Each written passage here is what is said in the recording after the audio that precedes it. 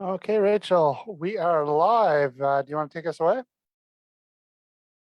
By the way, everybody, Rachel is going to do me a favor and take over the personal taxes webinar because she's so amazing. And if you haven't seen, you should check out our new podcast where Rachel and I chat every week.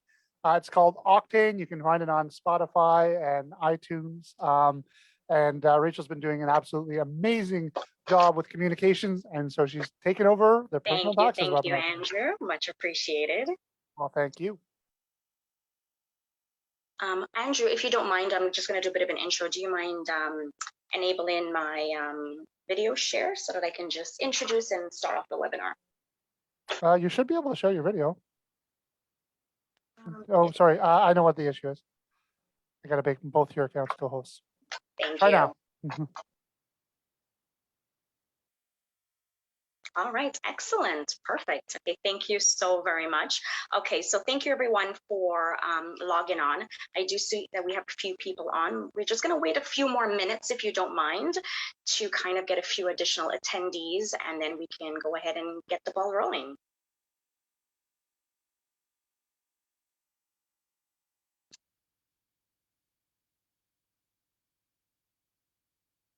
Okay, and here a few others are coming on in.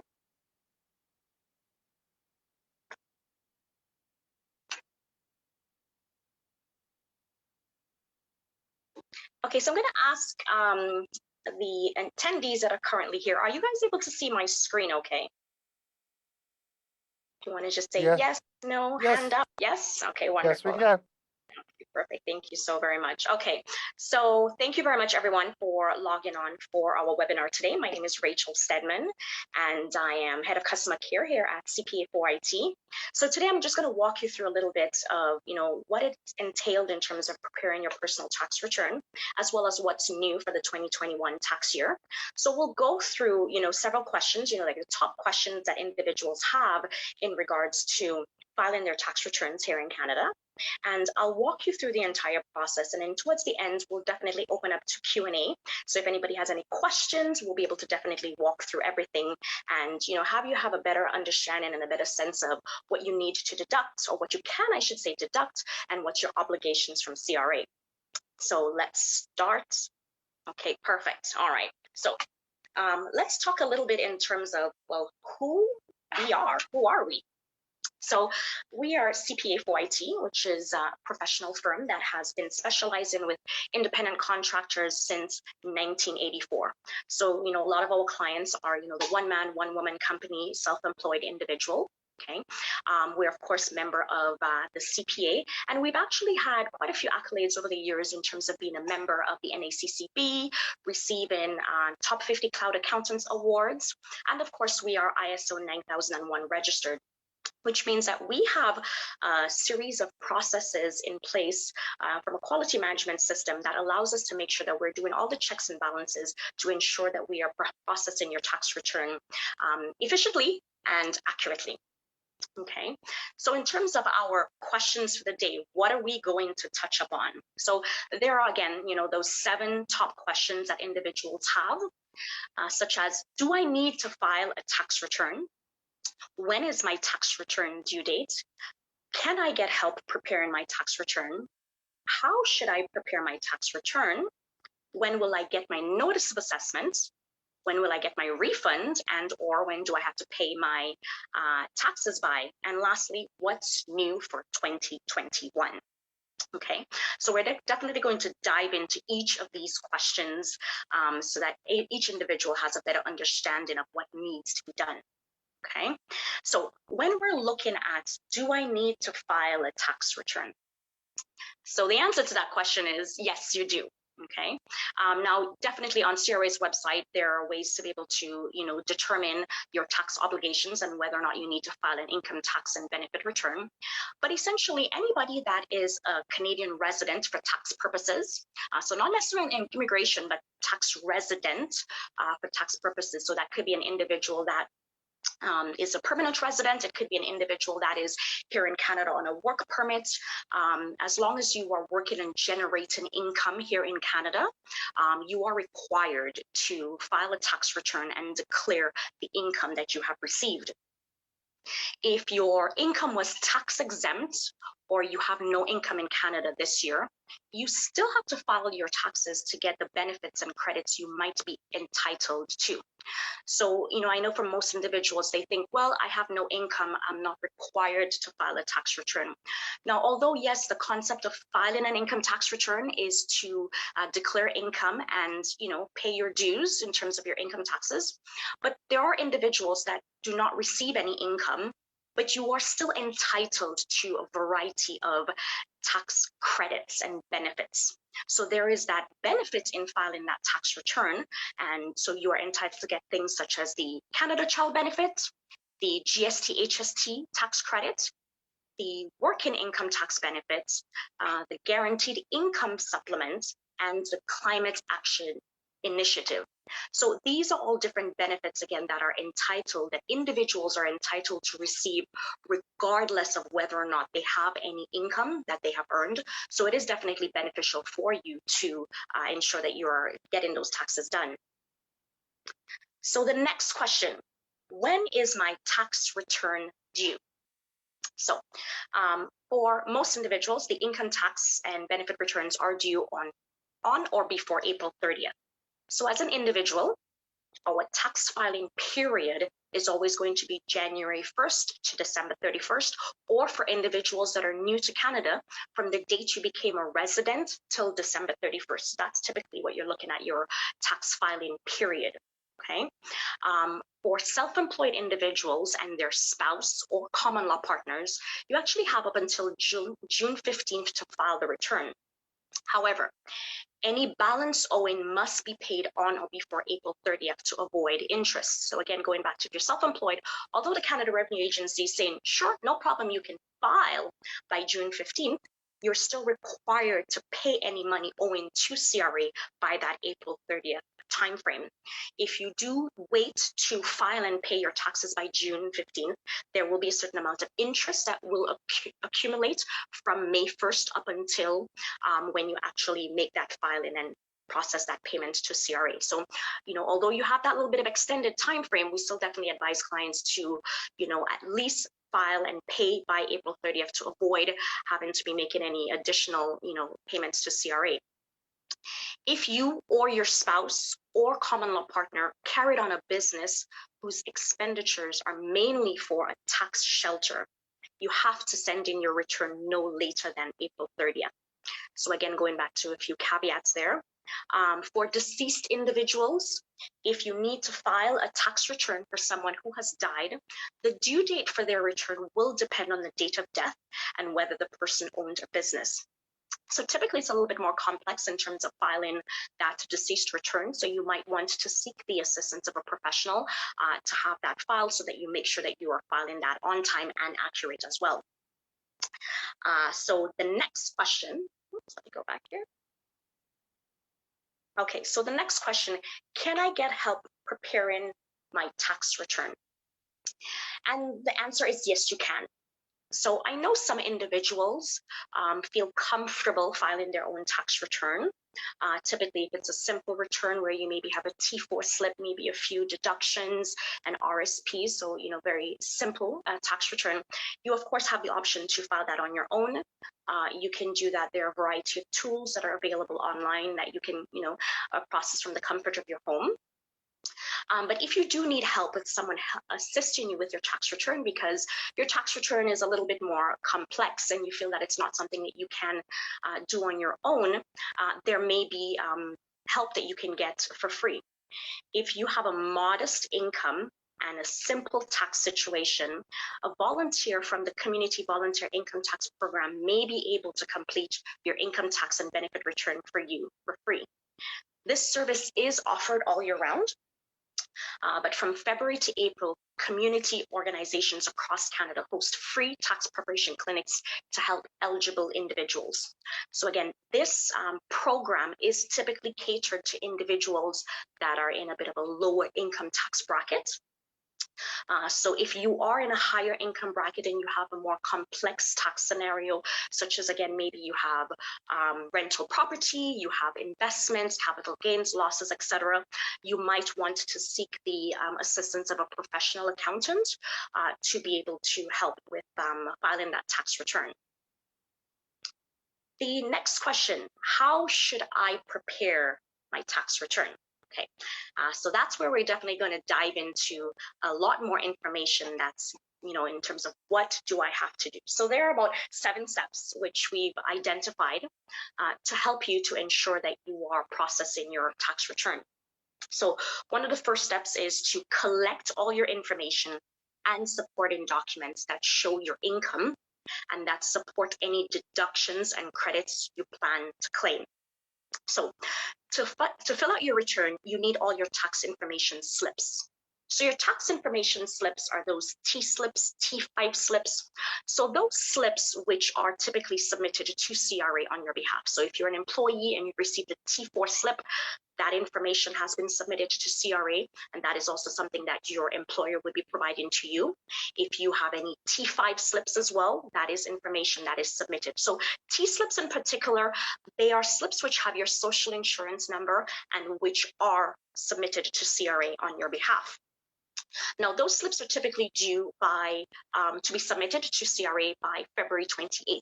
So you should, by at least February, early March, you should have started to receive those T slips. For individuals that have T3s or T5013, those slips typically come a little bit later.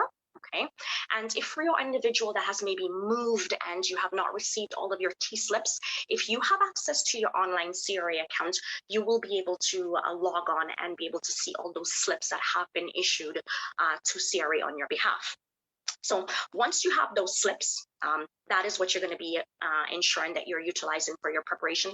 I typically tell clients as well, don't only rely on what CRA has. Sometimes it may take a little bit longer for all your slips to be populated in CRA database, but it's good for at least for you to cross-reference what slips you are expecting and what slips are possibly sent off to CRA. And again, if you do have a My CRA account, it's easy to get this information. If you don't, definitely advise clients to have access or to apply to get your online access to CRA so that you are able to have that information at the tip of your fingers. We also do have a checklist that we provide to our clients, and we will definitely send this this PowerPoint over to individuals who have attended the webinar today. So you can have access to our checklist, which lists all the different income as well as deductions that you are allowed to include on your tax return. So you want to just cross-reference and see what is applicable for you. The second step is to select the software services you will use to fill out your return and get general income tax and benefit packages. Now, when we're looking at, filing, or I guess I should say submitting or getting software, my apologies, for that tax return, there are NetFile certified tax preparation software that is offered to you, convenient. It is also a secure way for you to file your taxes. The Canada Revenue Agency has a list of certified softwares, some of which again are free, which allows you to complete and send your return directly to CRA. Again, if you are registered for My Account, you can use the autofill My Return services to automatically fill in parts of your income tax and benefit return when you use a certified tax preparation software. Certified software products will also allow you to use the Express INOA service to receive your notice assessments right away after you file your tax return. Many products also offer free refile capability, which allow you to submit adjustments to your return after you've received your notice assessment. So if for any reason you filed your tax return and after the fact you've noticed that you've missed a couple of slips or you've missed some deductions, you also do have the opportunity to refile. The next step is to make sure your personal information is up to date. So that is very important when we're looking at your tax return preparation. Okay, changes to your personal information, such as your marital status, maybe the number of children in your care, your banking information, or your address, directly affects your benefits and credit payments. If there has been a change in your life, it is important that you let CRA know as soon as possible to make sure that you can get the benefits and credits you are entitled to. You can change your address and your direct deposit information before you file your tax return if you use a NetFile certified tax preparation software. So again, if you have access to your online CRA account, it's easy for you to update that information, update your address. It is best to update the address in advance of filing your tax return directly with CRA, as well as if you possibly want to make changes to your direct deposits to make sure that you get your refunds directly deposited into your appropriate account, you want to definitely make sure that you update all that information in advance. Step 4 is to report your income. Okay, so in terms of reporting your income, you receive in the year from all sources, both inside and outside of Canada. So it is important that when we look at reporting your income, it's not only income that you've earned in Canada, it is worldwide income. If you are a Canadian resident, for tax purposes, it is your obligation to declare that worldwide income. Okay, you want to look on the back of your information slips to find out instructions on where to also be able to report those amounts on the tax returns. For step 5, you will need to find out which deductions, tax credits, and benefits you can claim. So again, there are a variety of deductions and tax credits which are available, but it is important for you to identify whether or not these benefits are eligible for you. Now, these deductions will help in terms of reducing the amount of taxes you will have to pay. You also need to find information on where to claim these amounts on your tax return or on your related forms of your schedule. So again, when we're looking from the income perspective, if you're an employee and you have received employment income, your employer will typically withhold sufficient income taxes based on the tax bracket that you fall into. But in order for you to benefit from the different deductions, it's important that you are keeping this information throughout the year. So some of these deductions will include anything such as RSP deductions, that is a tax credit.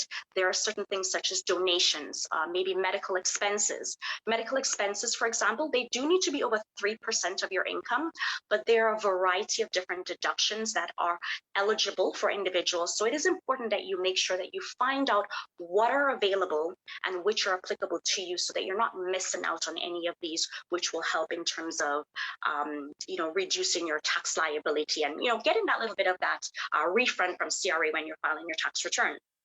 Okay. For step 6, you need to send your return to the Canada Revenue Agency. So there are several ways you can send your tax return to the Canada Revenue Agency. You can file online using, again, a NetFile certified software or through an e-file service provider, such as a tax preparer, such as, an accounting firm like ourselves. After you e-file your tax return, okay, this information is sent to CRA, and you may choose to receive your notice of assessment electronically or via the mail. So for most individuals that already have a online CRA access, that notice of assessment will be posted to your CRA account. You also have the option while you're filing your tax return to register for a CRA account if you don't already have one. And CRA will email you to let you know once a notice of assessment has been processed so that you can log on to your CRA account and have that information. It is important to avoid delays with your tax filing by doing a paper file. So a paper filing of a tax return more and more is becoming uncommon. So before, there used to be very specific scenarios where you were required to file a paper return, such as if an individual was new to Canada, whereas now CRA is requiring electronic filings for most tax returns. There may be certain situations depending on your submissions which may not allow you to do e-filing. If you're unable to do an e-filing, then you want to resort to doing a paper filing where that information has to be physically mailed to CRA. When you're looking at submitting your tax return to CRA, you will typically get your notice of assessment approximately, we'd say anywhere between, it's getting a little bit quicker, so about a 5 to 10 business day turnaround time frame. But once you do send your tax return paper file to CRA, that time frame can actually be quite extensive. So you can be looking at anywhere between 10 to 12 weeks in some cases. So you want to make sure that you are, if you are eligible to do an electronic filing, that you are ensuring that you are electronically filing your tax return to CRA. Now, step 7 is to keep your supporting documents. So this again is very important. You must keep all your tax documents for at least 6 years after the last tax year they relate to. If you file your tax return late, your records must be kept for 6 years from the date the return was filed to the Canada Revenue Agency. If you claimed expenses, deductions, or tax credits, make sure that you keep all your receipts and related documents in case the Canada Revenue Agency asks to see them. So again, everything from your T-slips to any medical expenses if you are claiming, to any donations, any expenses or any tax deductions that you are claiming, it is going to be very important that you are keeping that, because CRA can audit your return up to that 6-year time frame.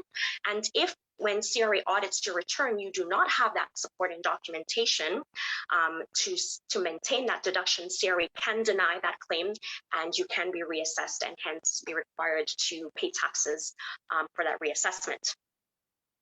So question number 5, when will I get my notice of assessment NOA? So if you use the Express NOA service using certified tax software, you will get your NOA right away after filing your tax return. You can also ask the tax preparer about Express NOA to get your assessment faster.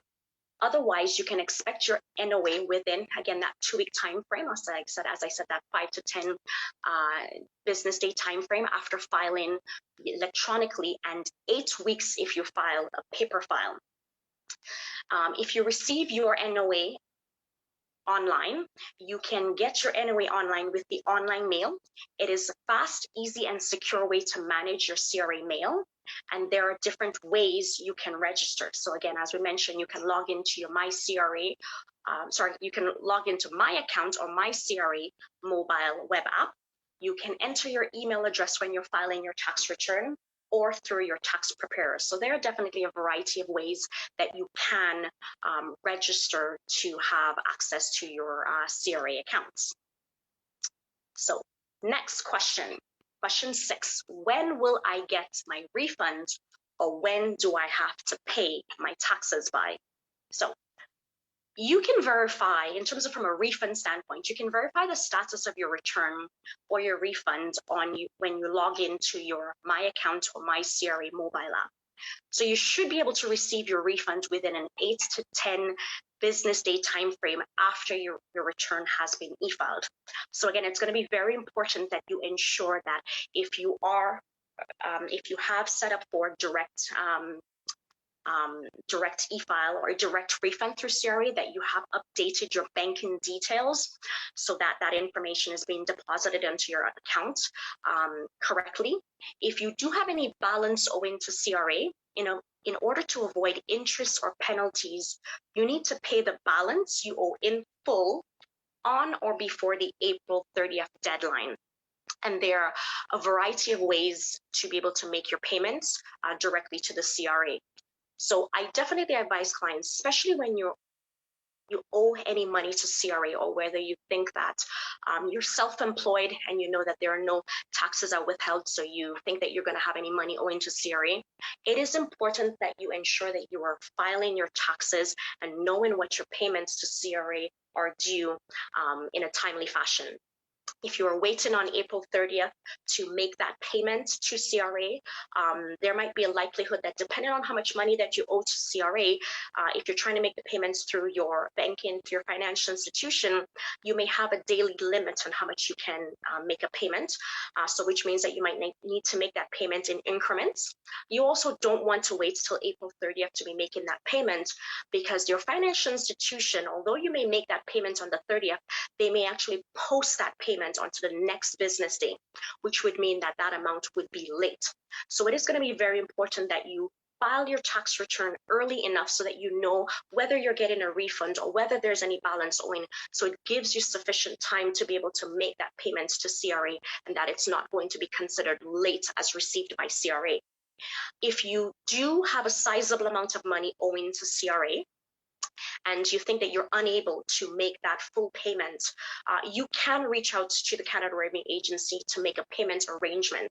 Okay, so you can discuss with the agent according to what the balance is owing, what payment plan that you are comfortable in terms of making that payment over an extended period of time, and they will negotiate something with you so that you are allowed to make that payment on that payment plan. Once you are on a payment plan, it is very important that you stick to the payment schedule. If you are so much as 1 day late in terms of making that payment, CRA can completely cancel that payment arrangement and require that you make that full balance right away. So it is important that you stick to that arrangement. Now, our final question, which is what's new for 2021? Okay, so some of these things, there are three main things that we're looking that's new for CRA as tax filings this year. So the first one is the CRA's services, which is associated to electronic notice of assessments or reassessment for electronic filers. So sometime in 2022, the CRA will start the process of switching to electronic notice of assessments or reassessment when you file your income tax and benefit return. For more information about this, you are able to go to CRA's website and take a look at that. But essentially what CRA is doing is that they are phasing out the mailing of the notice of assessments to individuals and really forcing individuals to ensure that you have an online CRA access so that you can both review your notice of assessment as well as ensuring that you have a direct deposit available so that any refunds that you will be receiving, that money will be directly deposited into your account rather than receiving that information via the mail. For the COVID-19 benefits and your taxes, okay, so there are three important components, which is the amounts received related to COVID-19, if your income was tax exempt, and the federal COVID-19 benefits repayments. So for the amounts received related to COVID-19, if you received federal, provincial, or territorial government COVID-19 benefit payments, such as the Canada Revenue Benefits, the Canada Recovery Sick Benefits, or the Canada Recovery Caregiver Benefits, you will receive a T4A slip with the instructions on how you report these amounts on your return. These slips are also available on your MyCRA account. If you are self-employed and you receive federal, provincial, or territorial COVID-19 assistance for your business, such as the Canada Emergency Wage Subsidies, the Canada Emergency Rental Subsidies, or the Canada Recovery Hiring Program, or Fish Harvester Benefits and Grants Program, you have to include these amounts on your business income or reduce your expenses by the amounts you received if you received a government loan. The loan is not taxable, but you have to include the business income, any portion of the loan that is forgivable.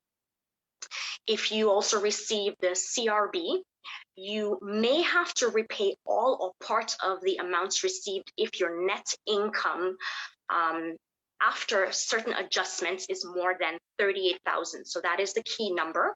And the repayment is calculated using the chart on the line 23,500 of the federal worksheet.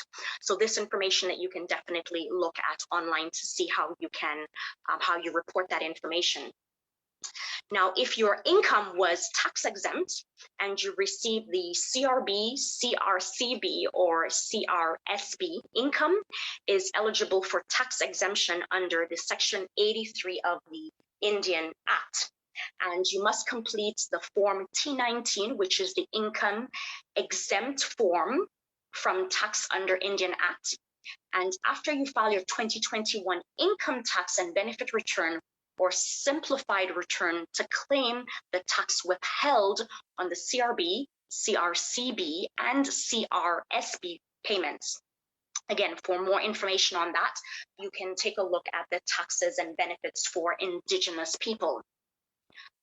For the federal COVID-19 benefits repayment, if you repaid federal COVID-19 benefits again, such as the CREB, CESB, CRB, CRCB, or CRSB in 2021, that you received in the 2020 tax year, the amount repaid will be reported on the box 201 of the T4A slip or on your T4E slip along with other employment insurance amounts that you've repaid.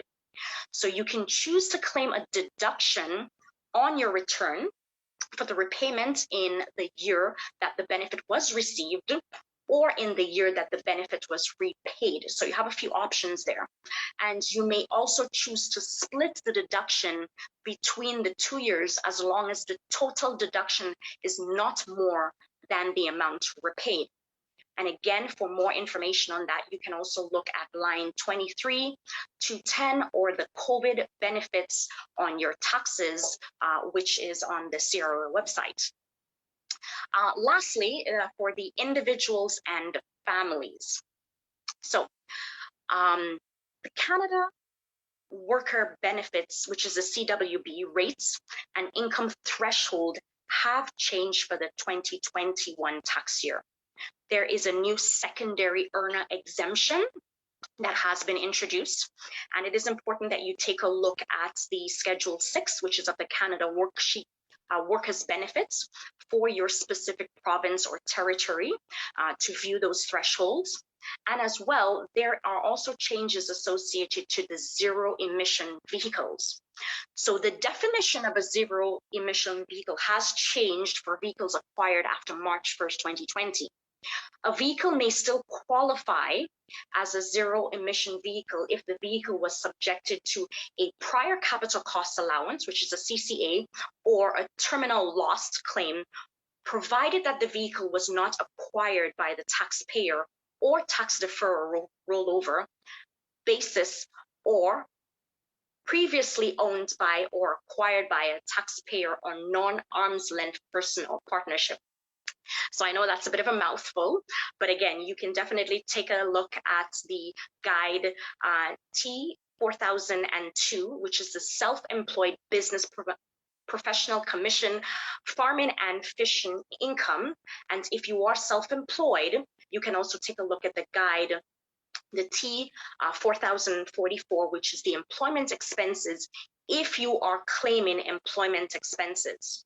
So you can definitely go ahead and take a look at the, the details that are on CRA website, which will give you a little bit more information for, what's new for the 2021 tax return. So another thing that's relatively, I wouldn't say necessarily it's new. This was introduced in 2020, but there are some changes for the 2021 tax year, which are associated to the rules for claiming your home expenses. So this is typically for individuals that are employees that are working from home or have been working from home during the pandemic, where CRA is allowing you to be able to deduct some home office expenses under your tax return. So this again is catered to individuals that are deemed as employees. So if you're self-employed, there is under your self-employed income and expense schedules where you can report your home office expenses. So this would not be applicable to you if you're self-employed, but only for if you are an individual. So there are two ways to be able to claim your home office expenses. There is what's called a flat rate, and then there is the detailed rates that CRA allows. So there is a temporary flat rate method, which allows employees to claim and deduct $2 for each day in which that they worked from home in 2021 due to COVID-19, up to a maximum of $500 for the 2021 tax year. Under this method, employees will have to get a under this method, employees would not necessarily get any form of T22S slips, which are typically what you would get in order to be able to claim the detailed method. So again, it's a flat and the detailed method. The flat method, you can claim a maximum of $500. For the detailed method, your employer would need to provide you what's called a T2200S. So that T2200S is that form which allows you to be able to process a more detailed method in claiming your different deductions. So what you can claim in the detailed method is everything from your electricity, your heat, your water, your portions of your utilities, your home internet access fees, maintenance or minor repairs, rent paid for a house or apartment where you live. Okay, if you are also a commission employee, you do then get the additional expenses such as the home insurance, the property taxes, and lease of a cell phone, computer, and some additional equipment. What you are ineligible to claim would be anything such as your mortgage interest, your principal mortgage payments, your home internet connection fees, okay, any furniture, capital expenses such as replacing windows, floorings, etc. for your home, or any wall decoration. So those are things that are very specifically you cannot deduct. Okay, but again, if you are an individual that has been working from home, if your employer has not issued you a T2200S, you can still get that deductions. Now, employers are not, it's not mandatory that they provide you that T2200S. However, you can inquire from your employer if it's something that they will give to you. And if they don't, no fret, you will still be able to have some of that deductions. Whereas if you're a little bit fortunate and your employer is issuing a T2200S, it is important that you have that completed form. And with that completed form, you are allowed to claim the more detailed deductions, and which in some certain circumstances, the deduction can be well over that $500 that you would be able to get in that, than that flat rate method. So that's what's definitely a little bit newer for the home office, claiming of your home office expenses for employees for the 2021 tax year. So this is pretty much, all of the different details that we've kind of gone through in terms of the different questions pertaining to what needs to be done and what you need to look into when you're filing your personal tax return for the 2021 tax year. Of course, we definitely do provide the personal tax return preparation for our clients, where again, we're able to provide you everything such as the personal tax return checklist detailing all the different income and expense deductions that are available for you to verify whether or not any of them are applicable to you. We also do have a series of worksheets that we do provide for our clients. So we have worksheets that we provide for our clients to help you in terms of inputting your income and your deductions if you are self-employed. So if you're operated as a sole proprietor, which allows you to be able to enter your income details, enter your expense details, and it gives you that full calculation, which we'll be able to utilize to process your tax return.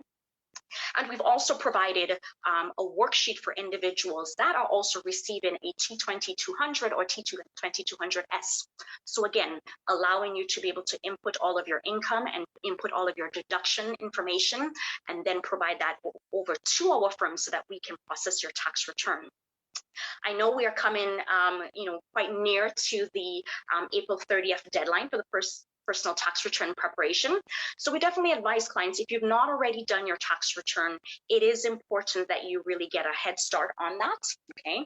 And especially because if there might be a potential that you might have any taxes owing to CRA, it would be very good that you know what your potential tax liability will be, so that we can let you know how much money that does need to be paid to CRA.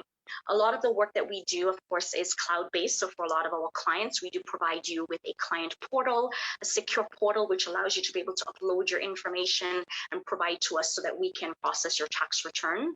So if you are interested in having our firm process a tax return for you, again, we will be sending a follow-up email to all attendees and providing you the details of what we would need from you in order to be able to move forward. So I guess what I'll do now, I will open up the floor to anyone that maybe has any questions, if there are any questions that you may have pertaining to the tax return preparation. So if you have any questions, you can either put it in the note in the comment section or in the chat, whichever you feel comfortable in terms of sending your questions.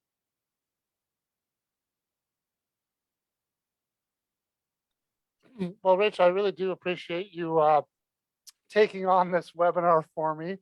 It looks like you've done a great job of answering everyone's questions as you went, and not seeing any chats or questions coming through yet. Of course, if anyone would like to open up their mic, you can raise your hand as well, and we can give you permission to chat. We'll leave it open for another minute or so. Sure. And then I think we'll close it out. And again, Rachel, really appreciate you coming in and taking over on this. As always, you knocked it out of the park. And thank you. As a reminder, we do have our new podcast called Octane that includes Rachel and I talking about all the tips you need to know to organize your finances, create wealth, and transform wealth into a legacy.